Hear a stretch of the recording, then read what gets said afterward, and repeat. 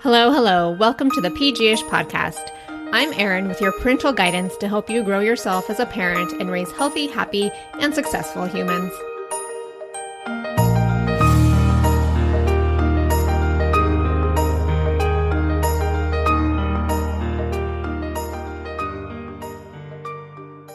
Hey friends, I have a special guest on today's episode. Lenora Edwards is not only an expert speech therapist with over 10 years of experience, she's also the Chief Knowledge Officer of Better Speech, a leading online speech therapy provider. Today, we discuss how you as the parent can support and promote effective communication in your home, as well as address any speech or communication developments that may be giving you some cause for concern. Communication, after all, is how we relate to everyone and everything, and most of us have some room to grow in this area. But before we dive in, if you want to support PG-ish, the best way is to check out some of our favorite things. First of all, my new course, Weary to Revived, is live, and I'm so excited.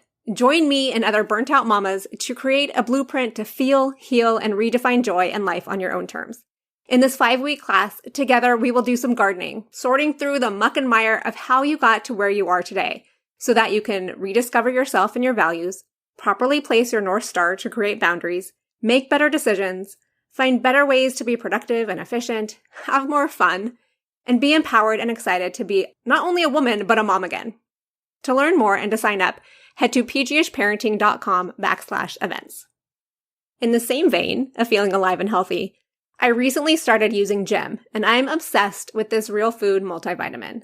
Not only are they bite-sized, so you can skip all of the pill popping, but they're also delicious.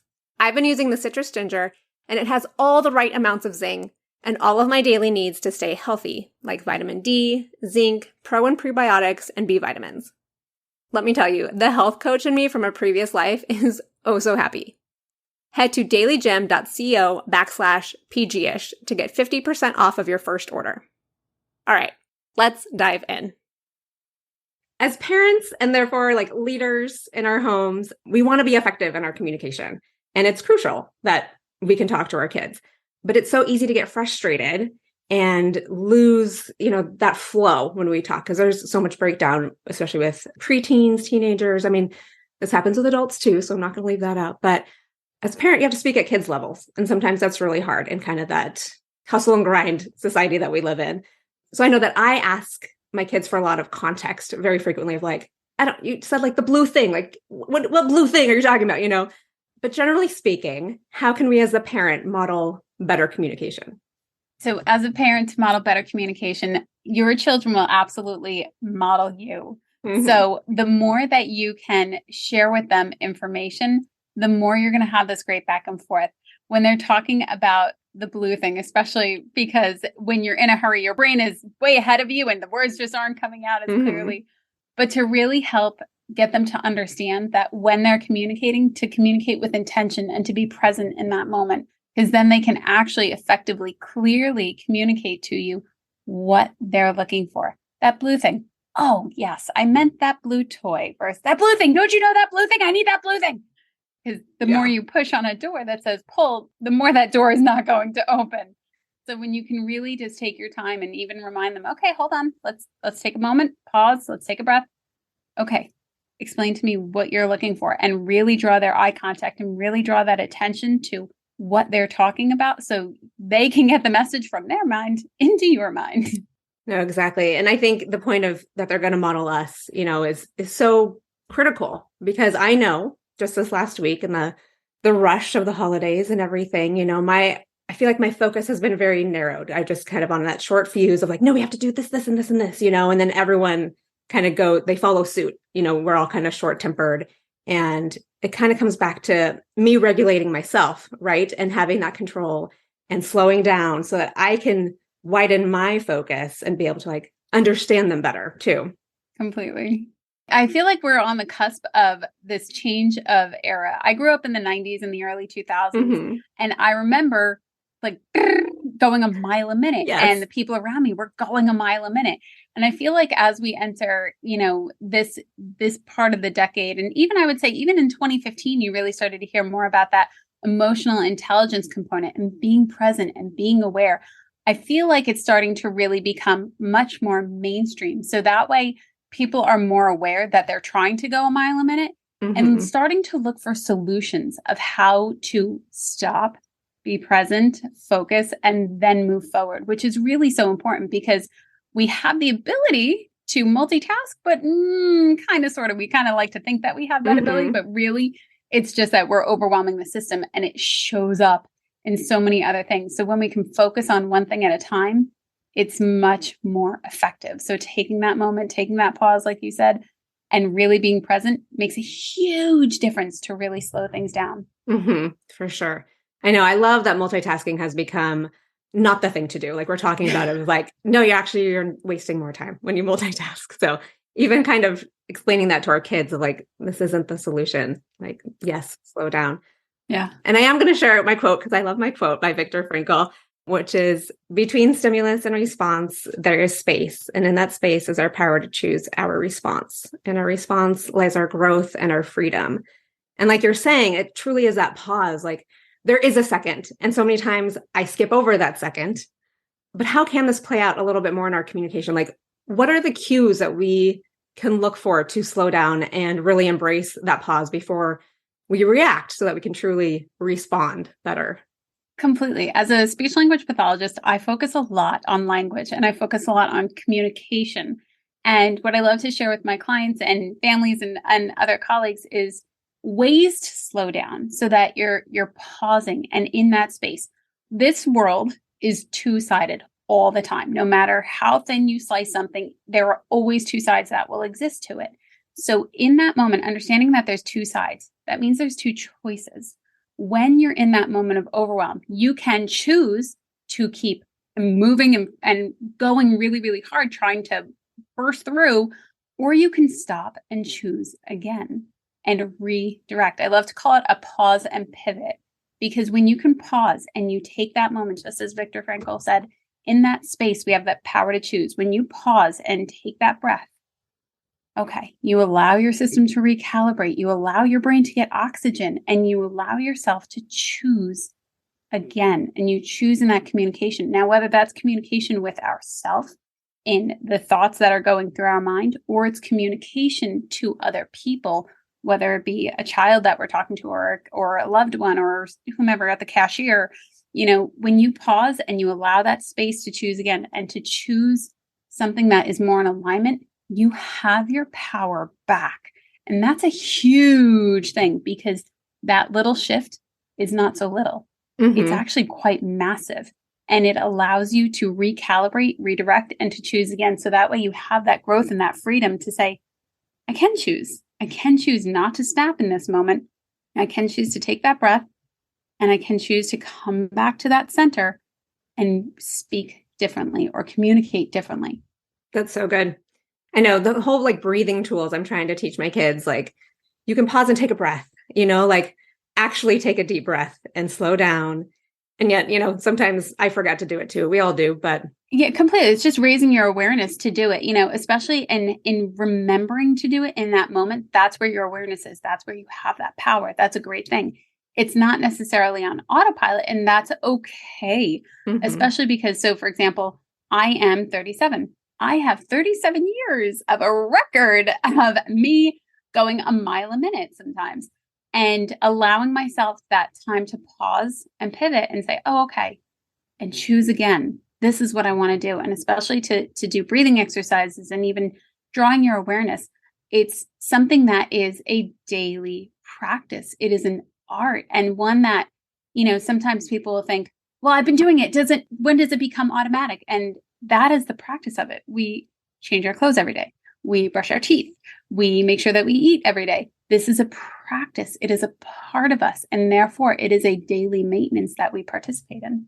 Yeah, that's really good. I mean, I think just the practice, that idea of it, if you reframe it to like, I'm not going to be perfect at it. It is, I need to try this again and again. And there's going to be trial and error. And same with my kids, like helping them understand. I think it's that whole growth mindset too. It's like, we're going to learn, we're going to fall, get back up, try again. Completely. And I love that. I recently heard somebody say when they fall, so especially depending on who you talk to, failure, people will say, I don't want to fail, but there's great success in failure. And there's actually really great growth. So call it what you want, but it's not necessarily failure as in complete despair. Oh my God, I didn't succeed. It's just, I didn't succeed at the way that I was wanting to achieve it. It allows me to do it again. And even if you fall down, it's not that far. It's okay. Yeah. And you learn that you have the ability to pick yourself up. That's resiliency. That's incredible growth. And that is power to say, it happened. I didn't die. I did okay. I learned, and let's keep going. Yeah. So in those moments of failure, especially with communication, I know that there's plenty of times where I feel like I'm talking to someone, but it feels like a foreign language. Like I'm not articulating right, and there's miscommunication, and then just total breakdown in the conversation. Like how then can we gain that confidence to try again in our speech? Completely. I love that. Especially it depends on, let's say you're communicating with your tween and there's a lot of emotion going on. Yes. Tweens, they're at a very, especially children, they're at a very different area in their life. They're having this growth moment. They don't know necessarily how they can self-regulate. They're still figuring it out, just like their adults are figuring it out.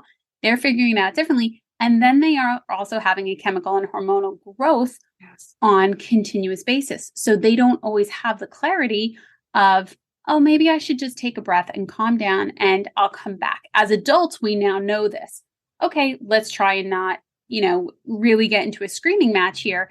And let's pause. We'll come back to it. We have to teach our children and our younger generation how to do that, because there isn't great value in a screaming match. There's going to be a lot of things that get said, a lot of things that can be taken very personally, even if said in the heat of the moment. Right. Your brain, our brains, especially when we're in a disagreement, we're thinking, how can I win? How can I be right? Not necessarily, what is the ultimate outcome that I want here? So when you have that emotional de-escalation, especially because there's such a thing as the emotional refractory period, when you're in the middle of a fight and the fight's come to an end, finally, your brain is going to keep seeking other things that are associated because you have momentum in your body, and your brain is going to continue to seek for things that continue to bother you, which is why when somebody breathes loudly after a fight, it suddenly starts the fight again. Yeah. It's that emotional refractory period. So allowing your nervous system to de-escalate so that you can come back and have that conversation. It's really about having that awareness that says, okay, we're not going to resolve this right now. Let's come back to it when we're both calmer. And it is an art. It is a practice that you can absolutely improve upon. It's really that awareness of saying, okay, we're not gonna come to joint resolution right now. Let's come back to it. And that way you then both have control over your emotions. And especially, children don't have that necessarily component of, I said that was really hurtful to my parents. They do, but as the adult, you're thinking from it from a different perspective. You're thinking of it from a really long-term perspective. So to have that pause and to really say, this is what we're going to try. I understand we're not in agreement right now. That's okay. We're going to come back to this. Okay. I want to hear what you have to say, and I want you to hear what I have to say, but we're not going to find a solution right now. So let's try this. And we're going to work at it again in an hour or the next day or whatever the time frame may be for whatever works best for you. Yeah, no, that's good. I feel like there's so many more tools in our tool belt for parents these days of just the language that we put around and how we communicate. So like, I know what you're talking about of that repair, like, let's take a break. This isn't going anywhere. I'm going to come back and we're going to fix this to the degree that we can, And so my kids do that, and I do that all the time. It's like, oh, wow, like we really said some hurtful things. That wasn't fun. Like we were going in the opposite direction of where we wanted to go. And usually it's a very sweet moment in the end of like, there's apologies and what are we going to try again next time? And which we usually forget, especially as kids. Completely. And it's just, okay, you know what? Even drawing that awareness and saying, okay, what did we learn from this one? I learned that, and having that conversation after that disagreement, what do we learn about our anger? And to be open and honest, but that's the key, is to be open, honest, and non-judgmental. This isn't a you should have, she should have, this component. This is simply a reflection. If they want to share it with you, great. If they rather write it in a journal or a diary of some sort, that's fine too. But that is emotional intelligence, reflecting on what was and moving forward and saying, okay, this is what happened. What would I like to choose again? And that is where that power and growth is that Viktor Frankl had talked about. What can I learn? What can I choose next time? Yeah, you reminded me that when my youngest was smaller, she would draw out her emotions and feelings. So like, she didn't know how to articulate it, but she's like, I can draw a picture. And that was such a great tool too, because then we could talk about it and explore that a little bit more. So I'll have to bring that up again. That's a great one. And that's how they express, whether, some people will express in music, some people will express in writing, some people will simply express in other ways. And that's a great thing. That's them processing. So animals have the natural ability to process. This is why you'll see dogs shake after, they had a lot of stimulation. That's them processing, rinsing off that residual energy that was there. We as humans, because we are so good at sending out energy and picking up energy, we need to process it in a different way. And this is where that emotional intelligence and that ongoing education is coming from, especially in the last number of years, because we're understanding our systems more, what they need, and how to vent and release and to process the information that was in our body. And that's a good thing. We don't want to hold on to it and stuff it down, but we want to release it in a healthy way, not in a screaming match, but in a, whether it's writing or reading or talking, whatever is right for that person. That's a really healthy release. No, that's good. And I'd love to dive deeper onto kind of those better listening tools. And I know you mentioned like receptive and expressive. Can you explain those a little bit more? Absolutely. So with language, there's two parts to language. There is our ability to understand language, our receptive component, and everything that you're hearing, everything that you understand is a receptive language. Then we have expressive, which is everything that I'm doing right now. I'm literally the words that are coming out in a grammatical component. So to be a better listener, a great thing to do is to be present in the moment and to even reflect back what you heard. So adding little pieces of information that you heard along the way. Oh, so I went to school and then I saw my teacher and we then went to lunch. Oh, you went to lunch. That little clip at the end. Oh, you went to lunch. Adding those just a 1 to 3 words at the end really shows the person that's speaking that we are actively listening and that they matter. They're seen, they're heard. That's how we can be a better active listener. And then as we're talking, expressive language, especially because we have words, but the research is kind of a bit all over. 70 to 90+% is what they consider nonverbal communication, which means I'm communicating with my body. I'm communicating with my voice. I'm communicating with my face. There's so many other pieces of information that are going on when we're communicating. It's important that we choose our words clearly and effectively, but it's also important that we choose how we're communicating. And I don't know if you've ever heard the phrase, it's not what you said, it's how you said it.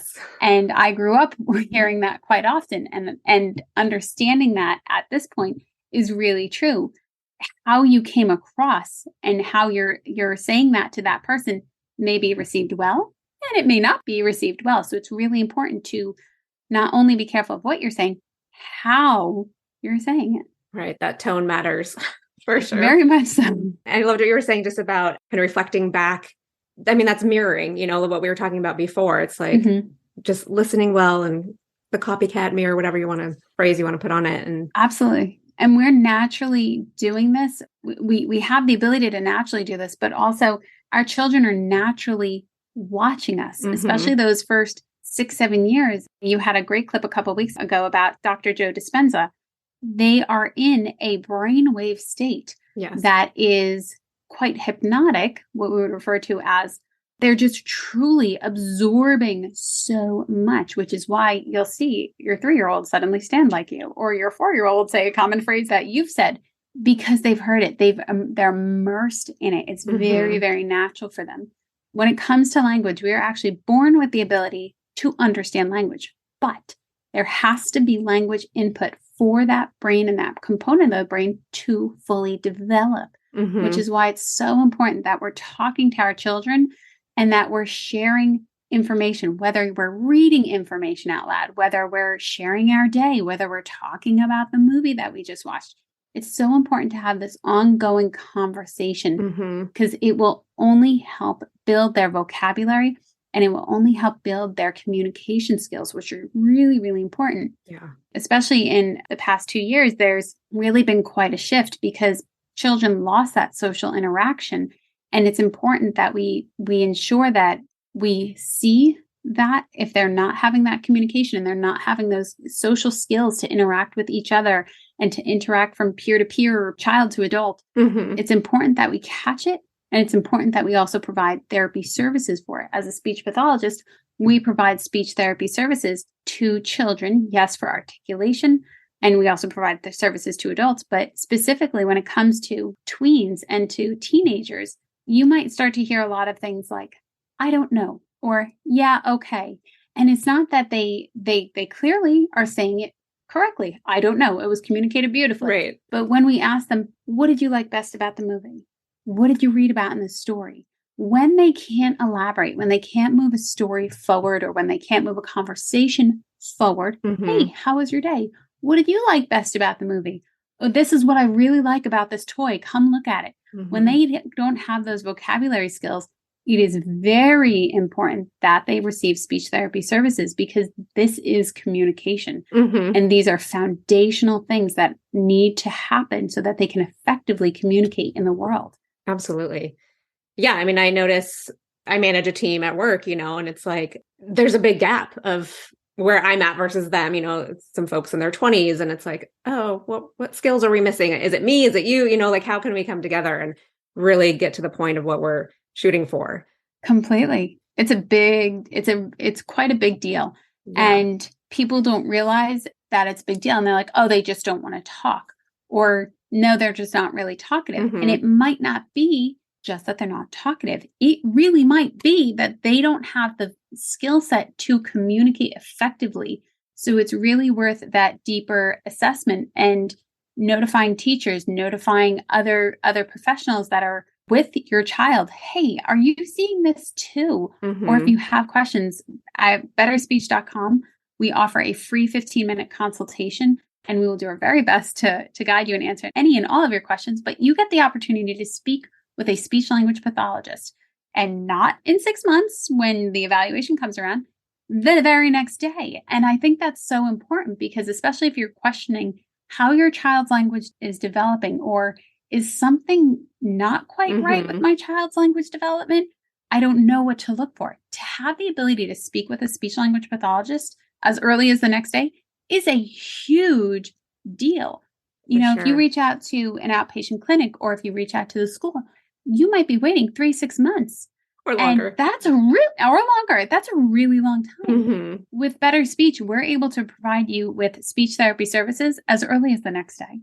And we are over 150 speech language pathologists strong. So we are throughout the nation, which is fantastic. And we're also international.